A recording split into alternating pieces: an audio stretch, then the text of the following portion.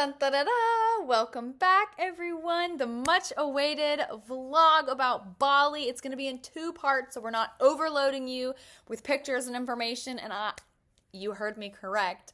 I did say we. Please welcome my co-host for today, Robert. Woo! Hello. Okay, so let's just dive right in. Robert, would you like to start us off? Robert did all the planning. That's why he's involved, because he did everything, because this was like our honeymoon. So, Robert, take it away, babe. Well, we packed, and it was like the first time I had packed days in advance. Usually it's probably about an hour before we leave, and I'm throwing everything into a bag. But because I love my wife, I told her that I would pack 3 days before the trip. And I did. And he did. Yeah. And we didn't forget anything. Mm-mm. And he packed more than me. And we had some great new additions to our... Oh, we did. To it, yeah. We did. Bag. We went to Adventure HQ, and we got this, like, bag that packs really, really small. I mean, it was, like, this big. And then when you opened it up, it was, like, 40 liters worth. I don't know how much it is. It's like 20 liters. Yeah, 20 liters worth. Like just a backpack. It was just this, like, plasticky raincoat material, like, trashy raincoat material backpack. It folded up into, like, smaller than my fist. It was sensational. Absolutely incredible. Very much worth the purchase. Anyway. And the satchel. Oh, and Robert's satchel. You'll see us in a lot of pictures with the satchel. Yeah. She made fun of me. I did. It was the key to our success. And our downfall. It had hand sanitizer, everything. It did. We were very concerned about getting chicken poo-poo, also known as Bali chikungunya belly. Or Bali belly. The real disease is called chikungunya. It's an actual parasite or bacteria. I don't know which one. Oh, I need lotion. Oh, no. She's peeling. I'm peeling. That's horrible. Anyway, so on April 4th, this is for Lainey, April 4th, 2024, we flew from Dubai, DXB, to Banana Bali, right? B&A. Maybe, yeah. It was like Despensar or something. Oh, then what's B&A? That's Nashville. Oh, we did not fly to B&A. We flew to Bali. And then we got there and we waited for... I don't know, an hour and a half in the line. Minimum in the visa line. We were like, oh, we'll do, Dad says, always go to the farthest one because people are lazy and they don't want to walk. So I'm like, all right, let's go. So we went to the farthest one and it was a little shorter. And then we did not move. And like everything we read online was like, oh, no, you can get visa on entry. It takes no time at all. For anyone who is going, they just introduced a new thing. You can get it on like an e-visa. Do it. Like 3 days ahead of time. Do it. Because we waited in line at midnight for like an hour and a half. Yeah. And we finally got through. It was exhausting. Randomly ran into one of my colleagues from work. Also, the visa process was him asking for... our email address, and he put it in his notes on his iPhone. Phone, and then he like hand wrote a visa and just handed us like honest to God a sticky note that said like welcome to Bali. Boop, and we were like, why did we wait in line for this? This is a person. And then we had to get our SIM card. Oh yeah. Yeah, and the SIM, like if you go, definitely. Actually, this is like good for any international travel. Get a SIM Don't card do like the Verizon Travel Pass. Just get a local SIM card when you get there, and it's way cheaper and easier. Yeah, it was like $11 for the entirety of the trip. It was 10 days. But the sweet guy from the Airbnb drove from Uluwatu to the airport to pick us up, and then waited for like 3 hours because of our endeavors. And then he drove us 45 minutes. Yeah, about 45 minutes to an hour back into Uluwatu. I don't remember if there was traffic though. Not bad. Not bad. Uluwatu is really cute. It's on the beach. We were on the island of Bali the whole time, so we didn't go into like mainland. And there's like a peninsula, which is the Uluwatu Peninsula. So there can be like a bottleneck of traffic, but luckily we missed it. We missed it because it was like the crack of dawn. The Airbnb was cute. Yeah, it was fun. 2 bedrooms. So we could have had someone else come with us. We were very concerned about Bali belly.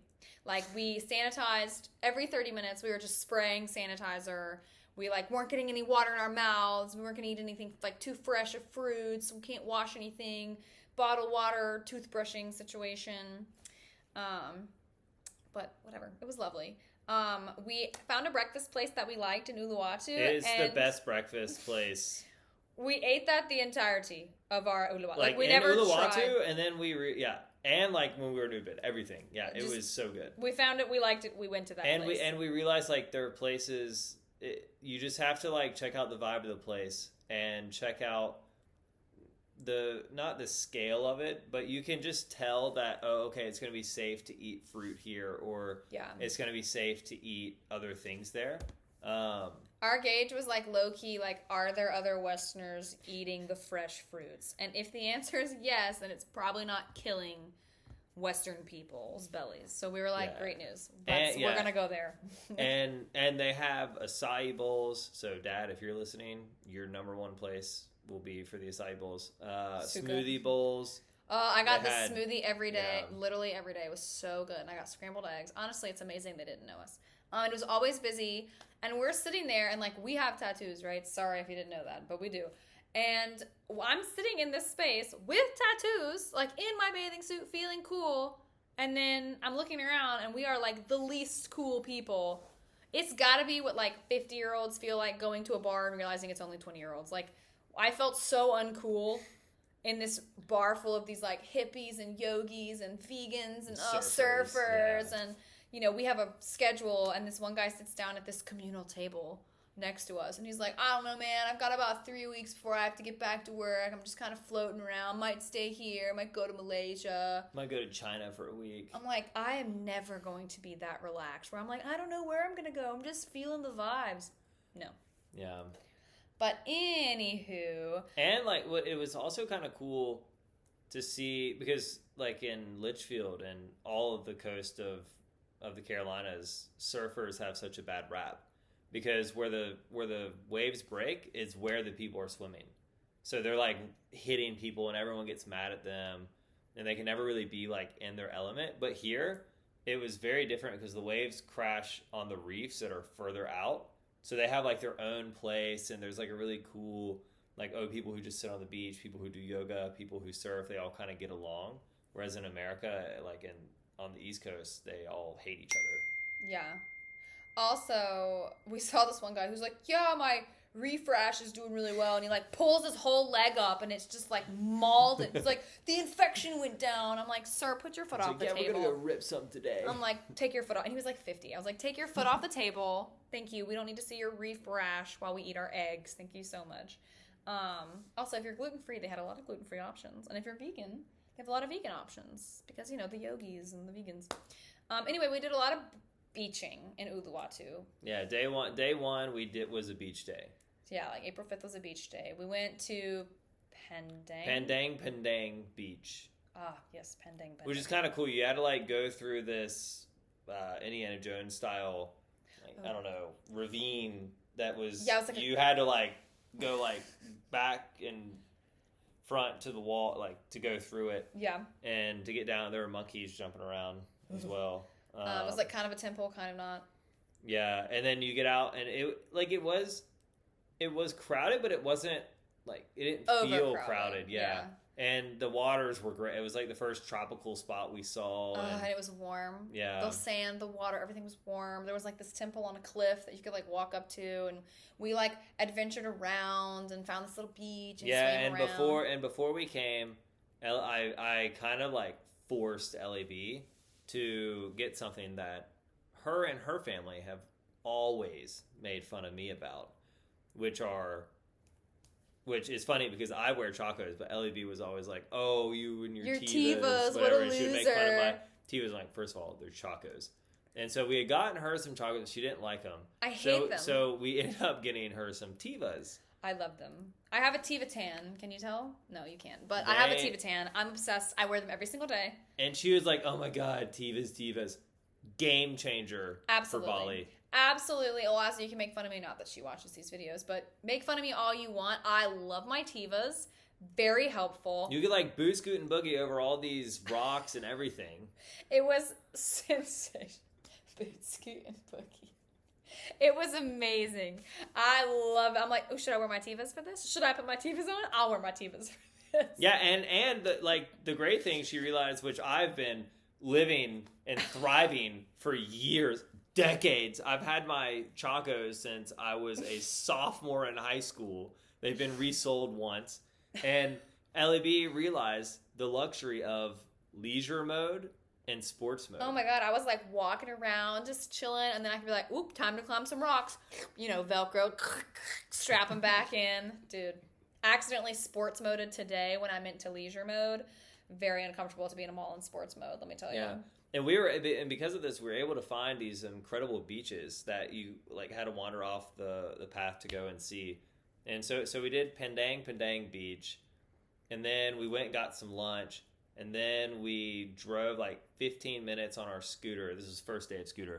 First day of scooter. Which the number one way to get around Bali is via motorbike, aka scooter. It's scooter. A scooter. Yeah, it's like a moped. Like a Vespa, but scarier. And not as cute. And you're on, it's British road, so you're on the other side of the road, and the roads are like the size of golf cart paths. And if someone is driving a car, the only cars they have are minivans, so they're huge, and they just drive in the middle. Without regard, they are well aware that yeah. they are one out of 100 people driving, and they don't care. Yeah, and like when you're going around sharp curves, every once in a while they'll honk so you know if they're coming, but a lot of times they just don't honk and you're like, oh my fuck, or sorry. We don't curse, Robert. People could watch. Anyway, we'll bleep that out. The first day we did crash at Pendang Beach. Like a small one. It was like kind of got a little out of control. Hit my leg. Zoomed a bit. I got a little startled. Had a little scratch. But neither of us fell off. No, we were still on. Yeah, it was fine. People were like shouting because we like kind of zoomed a bit, but we were fine. Everything was okay. Yeah. And so that was right before Pendang Beach. And I then think it's just one Pendang. I don't think it's two. It's two. It's I accidentally just did looking at the that. itinerary. I accidentally did that. We have our itinerary. And then we went to Nyang Beach. Nyang Beach. And that beach was really cool because you had to go down a cliff. Yeah, well, it was like a 15-20 minute drive. And for Ben, it was like an 8-minute in Hickory distance. Yeah, we could have walked. Yeah. And you get there, and like at all these places you have to pay like a fee for parking or whatever. And the guy said, oh, you can take your scooter down all the way down. We were like, fine. Really? We're like, really? He's like, yeah. There's parking. No problem. We like pulled up to the entrance, go down, peeked over the cliff down. We're like, we're walking. I was like, ain't not a chance. And we walked. It took us like 25 minutes to walk down. It was a long way. It was a long way down. I said, there's not a chance on hell that A, I'm going down this in a scooter, or 2, I'm going up this with my feet. Someone better drive me up or carry me. There's not a way in the world. And because of that, there was, considerably less people. 10 people on this kilometer-long beach. It was beautiful. Yeah, beautiful. And it had like really cool reef waves, so you could sit and there was these tidal pools that you could swim in, and then 200 yards out were these huge waves. Huge waves. And you could like obviously have my Tivas, and we like walked around and like went around the edge and found like a secret beach, and you could walk back. And it was crazy. Yeah, I mean we walked a ways around. And we had to be quick because the tide was coming in. We're not sure. The tides are weird. And when we crossed the corner, it was magical. Like the sun was hitting the rocks, and the mist from the rocks hitting on, or the ocean hitting the rocks, spraying up. It was really incredible. Little Mermaid style. Yeah. And that was lovely. And we beached it up for a bit, and then we got someone to scooter us to the top because there was not a chance I was walking. I was like, this is a beautiful beach. I hope I never come back. They had like these Balinese people down there. It was like, here, pay us like 50 cents and we'll take you to the top. And so I'm like strapped on to some Balinese man as he scooters me to the top because there was not a chance that I was going to back up on foot. And then we went for sunset. I like this little single fin, yeah, this like bar restaurant thing. It was cool. Yeah, it was like we all on this cliff, and they had all these terraced. They were like shacks. Yeah, they were. And you would sit on top of the roof, and everyone would hang out. Look out on a porch and look out. And all the surfers were out there too, surfing the sunset and the waves. It was really cool. Mm-hmm. Yeah, it was a good vibe. There's a lot of different people. I met a dog. His name was Simba. We fell in love. His owner was cool too. This British guy who was like straight up brown. And I was like, he's like, you guys don't. So tan. He's like, y'all are so pale. And I was like, you're British. You should be pale. Like, why are you so tan? Yeah, to be fair, he's like, it's in my blood. Like, here I'm tan, but give me 3 days back in the UK and I'm back to. And I was like, oh, okay, good. I'm glad. He's like, you guys just spend. Yeah, if you lived here for 8 years, you'd be tan too. And I was like, I mean, yeah, like obviously. But the sunset was beautiful. We ate at Single Fin. Yeah. Yeah, and it was really good. I had a burger. I had a smoothie with like everything at the beach. It was delicious. So good. Regret nothing. Yeah. The next day was also a beach day. No. The next day we went to. No, the next day we went to Nunu Panini is what I called it. Nusa Penida. Nusa Penida. But I'm like, oh, we're going to Nunu Panini. He's like, that's not a place. We took a ferry. So we took a car to a ferry to then get a scooter on the island. We took a fast boat, not a ferry. And the island was and the fast boat is just like the style of sitting on a Greyhound bus. Where it was literally like the inside was just a bus. With your feet like this. Yeah, and then you're just zooming through the water. And if the boat sinks, you're done.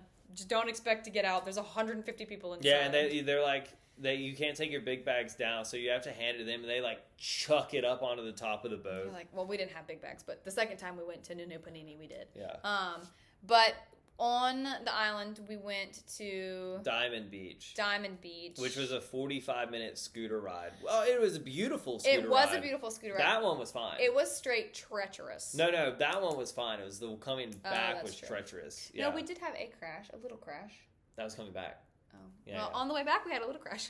But I mean, we were like going through it. It was when we really felt like, okay, we were in the jungle. Like you're driving through these huge palm trees and everything. Yeah, it kind of felt like what you picture Vietnam being. Yeah. And incredible. So each Balinese house has to have at least like 2 or 3 temples in it. Or at least at the front. At least one in the front. And so when you're driving through, it's like jungle, jungle, jungle. And then a big compound of a few houses with these massive, intricate temples. And Balinese people are predominantly Hindu. But Indonesia is a predominantly Muslim country. Yeah. And so, like, the Hinduism in Bali is like a mix of like Indian Hinduism with the island culture and with like the fire dances. We saw a man and everything in his like in his clothes sarong, walking across the street with a machete and a chicken. And I was like, because they still do sacrifice. Yeah. Oh no, that chicken's about to have a really bad day. Really bad day. Diamond Beach was beautiful. Yeah, you get there and we had to walk, I don't know, 25 minutes down. Yeah. It wasn't very treacherous except at the very bottom. I don't remember. We had to like climb on the rope. This is why he's here. Yeah. Oh yeah. Yeah. And then we got down there and it was... There was like a little fairy pool is what I called it. It was magical. It was like this own little carved out area of the reef. Because we couldn't get in. We couldn't get in the like main water because it was rough. It was very rough. But like on the very edge, there was like a little crystal water. Little pool that was warm, and the waves were breaking on the reef in front of it that was taller. So it was just like lapping water instead of like big waves. And we sat there for like an hour and a half. It was a magic pool. It was. There was purple rocks. I didn't want to bring any home, but there were purple. I mean, they were purple, not like light purple, like it had Clemson purple. It had rocks. Some energy, like We were sitting there, but people didn't know we were there. No. I'm convinced. We were invisible. Yeah. And we even, like, when we left, we were like, there's a pool over there y'all should get into. I'm not sure it's still there. It might have just we thought we were sitting there for... like 15, 20 minutes. Yeah, it was like an hour. We were trapped. It was lovely. It was amazing. And then we realized, we need to get back on the fast boat. So we were like, we have to go. So we, like, ran up, got water. We didn't eat a lot of lunches, unfortunately. Your girl was a little hungry. There was like the famous beach we were supposed to stop and go down to, Kelly King Beach. It's like the dinosaur beach because there's a thing that looks like a dinosaur. But we didn't have enough time, so we looked over the edge and okay, cool, and then we ran. We hustled. Like the ferry left at 5. We were running on Robert's the boat, like phone jumping. Died with like 10 minutes left to get there. Not even 10. We were 400 meters away from finding the scooter. Dropping off our scooter. Yeah, and then like we didn't know where to turn. We're like, So then we had to pull over, charge it with a thing, and it's not, Robert's phone's always dead. So hearts, mom, stop. It's because we used his phone for navigation. So it died faster. It just died.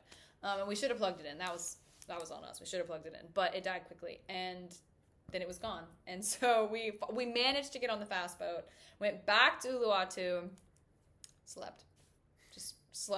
Hardcore slept. Apparently, it's like a big party town. We did go back to the Single Fin. Yeah. And had dinner there. We ate at the restaurant. We ate at the Italian place. We had the Italian place. It was the next day at lunch that we saw that kid. Oh yeah, it was like identical triplets, and the mom like stood up and was like very calm. She was like, "We're going to need napkins, please." And then as she said it, the third one just projectile vomited everywhere, all over his pizza, over his brothers. They were unfazed. This child, projectile vomit, Robert.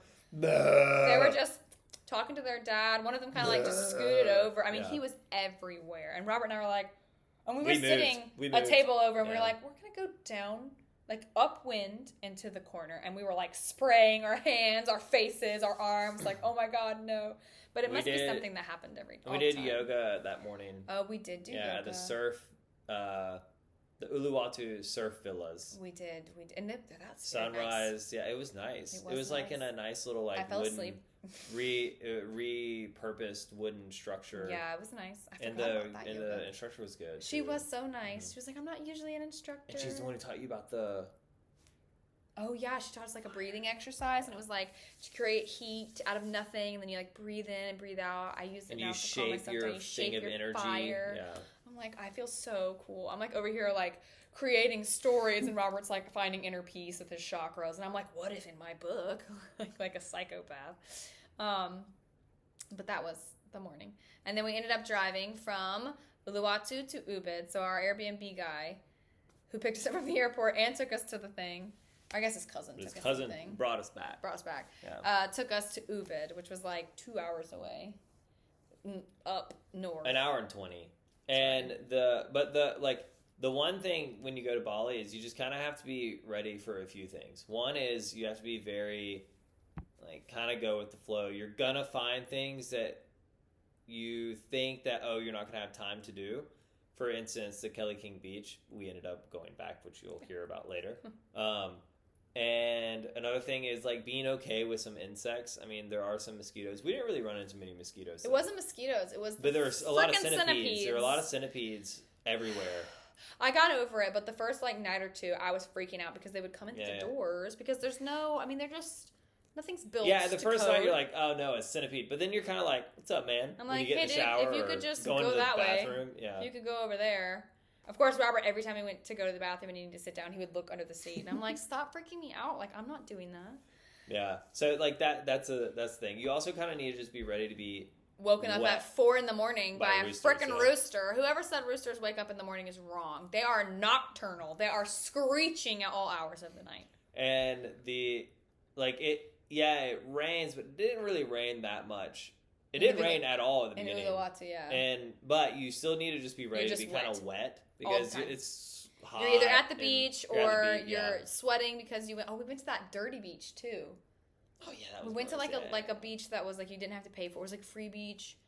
They had stormed the night before or something, so there was it was like really gross. So we ended up not going. We were like, we're gonna leave. We're gonna go back to the other beach. It was just not. It wasn't a good day. They had nice markets. And we went shopping on that main drag. Oh yeah, we did. Yeah. Sorry, my side itched. It was just like really cool. You could see that there were a lot of digital nomads who lived there because a lot of the restaurants or the coffee places or whatever were really set up for people to come in and work. Like that was a working place. Oh, when we got in our third wreck. So the second crash was on Nunu Panini, like day 2. And it wasn't even really a crash. It was just we tried to take a sharp turn and it didn't really work out. So like I just kind of flew off, but I flew off upright. So like I didn't tip. I just like popped off. But like a road sign was like there, so I just kind of like popped off onto a road sign and was like, oh, here I am, and I just had like a little bruise, and it just startled us. That was all it was. And then the third one, we kind of like slid. We slid. Into a ditch. I went into a ditch. Robert went like across the ditch like a bridge. Somehow underneath the scooter, I was like just in a hole. Nice little man came help. Robert like had a little puncture that we cleaned out. He's perfectly fine. It didn't bother me. It like didn't give me a problem the whole time. Did yoga, everything. We just learned to take the corners a little differently, and then we felt fine. We felt perfectly safe the rest, except for one other time. But that is for next part. This was part 1. It's already been 24 minutes.